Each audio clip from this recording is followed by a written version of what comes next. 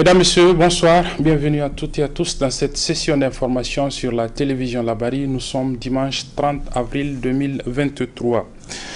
Débutons ce journal par ce mouvement d'humeur des sinistrés des inondations d'il y a 3 années installés sur le site de l'hippodrome de Niamey.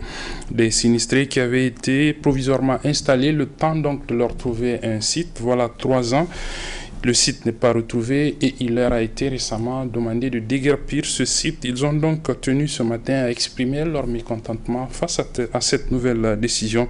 Je propose de suivre le résumé de ce mouvement d'humeur des sinistrés du site de l'hippodrome de Niamey avec nos reporters Salou Doumi et Hassan Saleh Mustafa. Le président Bazoum Mirgouna, ministre de catastrophe, Bakarir Sey, il Zankai Gwagadibo, il Sinaïga Hampa, il Sinaïga Kourou, il Haraïga Yaugiriga, il Sibaymat Kirga Tehunkuna, il Kwaisay Bakarir Sey, Imadou Nangukan, il Gulun could be man Haifotara, Imirka Waidunora, Batamabum Bwane Farganda. Ce sont la lecture de cœur d'une mère de famille vivant sur le site des sinistrés de Saga, recasé à l'hippodrome de Niamey depuis octobre 2020 à la suite des inondations. Aujourd'hui, les locataires de ces sites, estimés à plus de 2000 âmes, sont sommés de quitter le site. Beaucoup ont d'ores et déjà démonté leurs cases à notre passage, d'autres sont en train de le faire et le plus grand attendent de voir la suite pendant que les éléments de la police nationale procèdent au démontage des cases sous le regard impuissant des propriétaires. Le vendredi à 16h, il y a un adjudant de compagnie de commissariat Teladji qui est venu nous trouver ici. Il dit que le commissaire de Teladji a besoin de tous les délégués à Teladji. Nous étions partis, la commissaire nous a reçus. Elle dit bon voilà, on nous a demandé de vous informer que vos abris non habités ils vont être défaits. C'est eux qui vont venir les défaire. Et même les abris habités aussi, qu'on va se préparer dans 2 jours, il ne faut pas que nous soyons surpris, ils peuvent venir nous faire déguerpir tous. Hier matin, nous étions partis, nous avons trouvé le chef de l'excellence, monsieur le ministre. Nous avons attendu jusqu'à les environs de 11 h. Son garde nous a annoncé, il dit bon, que le garde aille nous dire d'aller attendre jusqu'à mardi, il va nous recevoir au bureau. Il nous a donné rendez-vous mardi matin. Donc nous sommes revenus dans l'espoir que nous allons attendre mardi pour entendre le mot final. Et encore, voilà, la police qui surgit subitement dans 2 véhicules pleins de policiers. Et la police qui est venue nous a dit que c'est juste les abris non habités. Maintenant, les abris habités, nous aurons le temps de sortir nos bagages tout doucement et voir quand est-ce qu'ils vont nous appeler pour nous dire aujourd'hui vous devrez quitter. Mais cela n'a pas été fait. Encore un autre mot vient comme quoi tous les abris doivent être déguerpis aujourd'hui, sous ce soleil. Donc cela veut dire que nous sommes tous appelés à être sous le soleil, abandonner les abris, ils vont les défaire tous, nous et nos bagages au soleil. Peu importe ce que nous adviendrons. Environ 700 ménages sont dans cette situation. Beaucoup ne savent pas là où aller. Cette mère de famille et ses enfants restent au pied de leur case démontée sous une température oscillant entre 39 et 41 degrés et beaucoup d'autres vont passer cette nuit à la claire de la lune. Cette situation inquiétante et désolante a amené tous les habitants de ces sites à se mobiliser pour parler d'une même voix.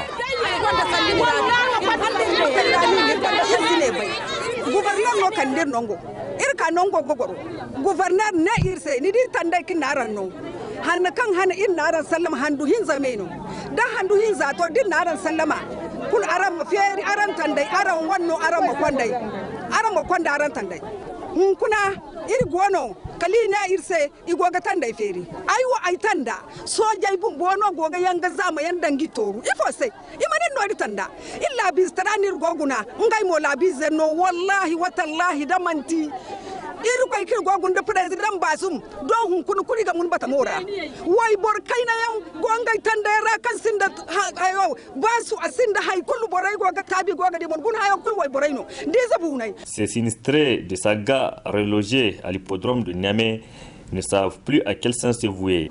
La solution doit revenir à l'État. On est dans un état de droit, je crois. Moi, je me dis quand même que nous sommes dans un état de droit.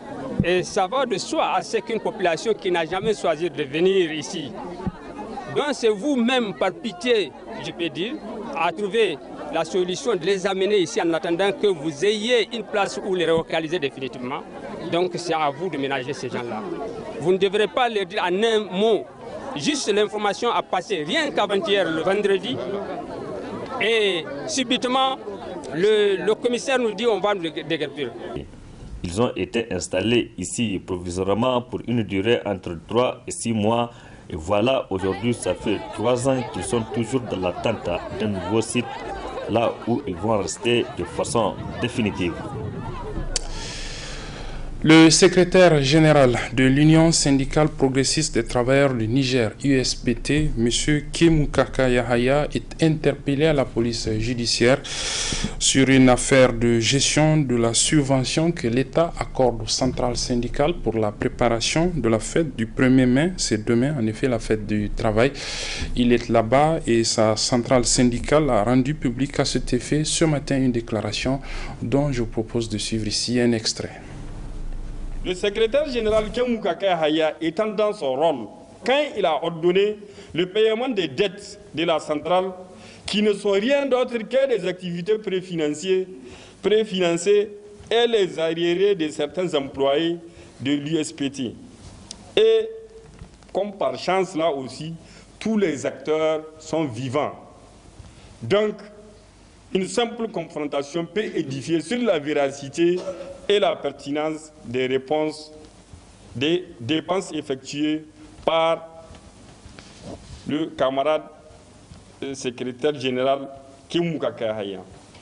En fait, à quoi sert la subvention si ce n'est pour aider les centrales à faire face aux multiples charges de fonctionnement dont ils ont la charge? Donc, nous ne comprenons pas qu'est-ce qui est reproché au secrétaire général si ce n'est d'avoir demandé le paiement de toutes les incidences financières des fonctionnaires de l'État, demander l'harmonisation du régime indemnitaire de tous les fonctionnaires de l'État, d'avoir demandé la fin de la contractualisation et le recrutement de tous les contractuels de la santé et de l'éducation à la fonction publique, d'avoir demandé une mensualisation effective et efficiente de la pension, d'avoir demandé l'adoption d'une grille salariale pour les auxiliaires de la fonction publique conforme à leur statut, d'avoir demandé des mesures d'accompagnement contre la vie chère. Face à toutes ces revendications, quelle fut la réponse du gouvernement? Silence radio, sémant l'amertume et la désolation au sein des travailleurs et le comble du ridicule, la garde à vue du secrétaire général, camarade Kemukaka Yahaya de l'USPT. Constatez avec nous que le dialogue social marche au Niger.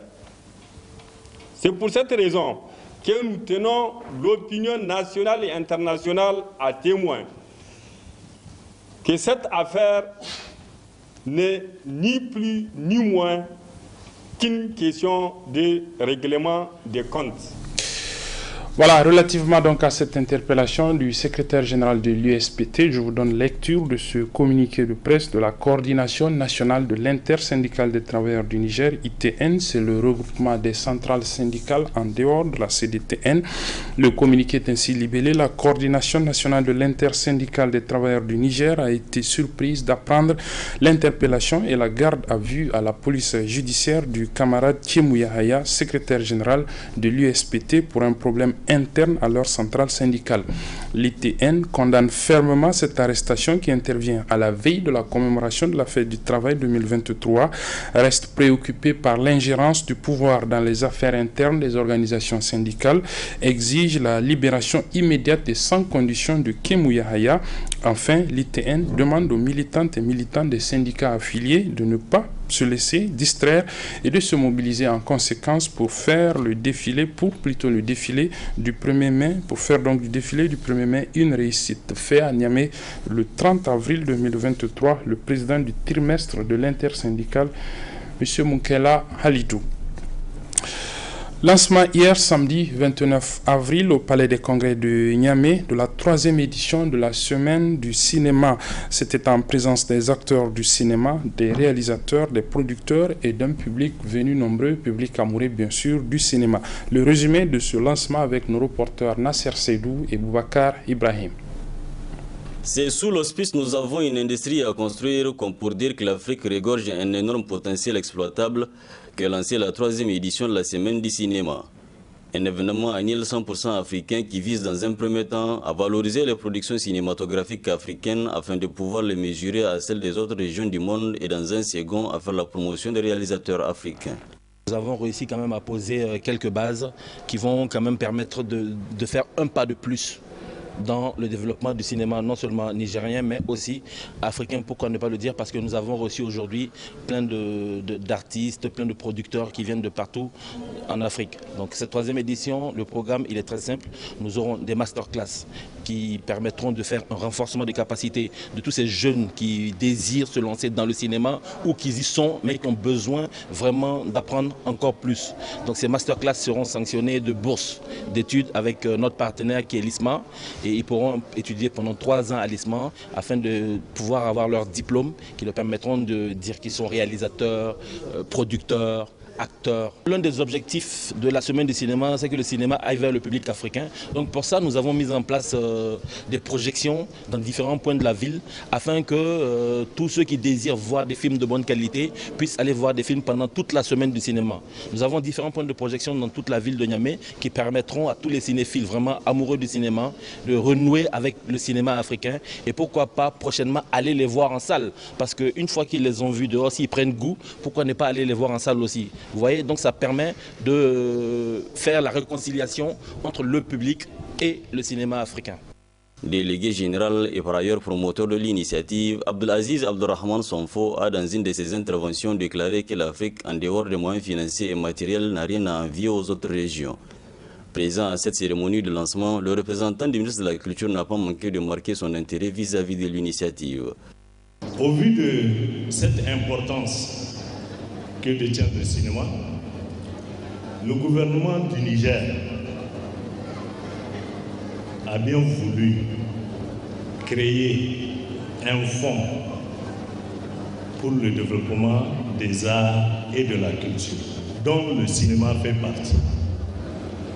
Ce fonds se dénomme FONDAC, Fonds national de développement des arts et de la culture. Il appuie les arts et la culture dans toutes ses composantes. A rappelé que pour cette 3e édition de la Semaine du cinéma, 3 réalisatrices africaines étaient à l'honneur. Il s'agit de la Nigérienne Hadiza Hamza, de la Camerounaise Aïssatou Ndjayou et Eleonore Cocteau du Burkina Faso. Ainsi, du 29 avril au 6 mai 2023, plusieurs activités marqueront cette 3e édition de la Semaine du cinéma. Assemblée générale extraordinaire ce matin de l'association régionale de football de la région de Niamey. Elle avait, cette assemblée générale, entre autres objectifs, d'apprécier les résultats des équipes nationales engagées de football, bien sûr, engagées dans les compétitions internationales. Le résumé de cette assemblée générale extraordinaire de l'association régionale de football de la région de Niamey avec nos reporters Soumela Abdoulaye et Ismaël Moumouni. Faire le point de l'évolution du football nigérien, voilà ce qui a réuni tous ces acteurs du ballon rond de la région de Niamey. Cette assemblée générale extraordinaire a été initiée par l'association régionale de football de la capitale. Répondant à la dynamique actuelle de notre football qui nous oblige de réagir face aux résultats encourageants à nos équipes nationales et en volet spectaculaire de notre football, des résultats qui montrent l'ampleur du travail accompli par les dirigeants des clubs, les encadreurs et les joueurs, mais bien aussi à la direction éclairée et bien orientée du bureau exécutif de la FENIFOOT. Au-delà de notre engagement, la volonté politique des autorités de la 7e République. Les clubs affiliés à la Fédération nigérienne de football FENIFOOT de la région de Niamey ont tiré leur chapeau aux autorités pour leur engagement personnel pour cette discipline sportive.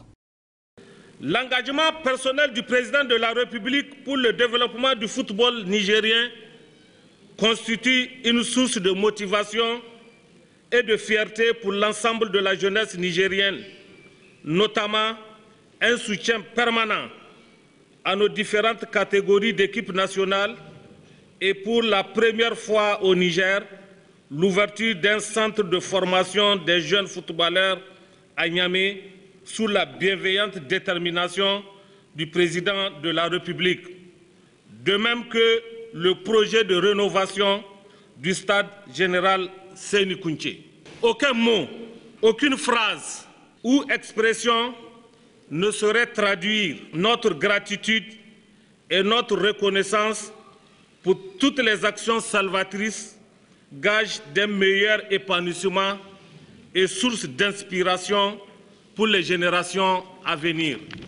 Après cette activité de l'association régionale de football de Niamey, la FENIFOOT a procédé au tirage au sort des 16e de finale de la Coupe nationale. Voilà, c'est sur ce que se referme cette édition, mesdames et messieurs. Merci de l'avoir suivi. Merci aussi aux équipes techniques et rédactionnelles qui m'ont aidé à la présenter. Le programme se poursuit sur la télévision La Bari. Au revoir.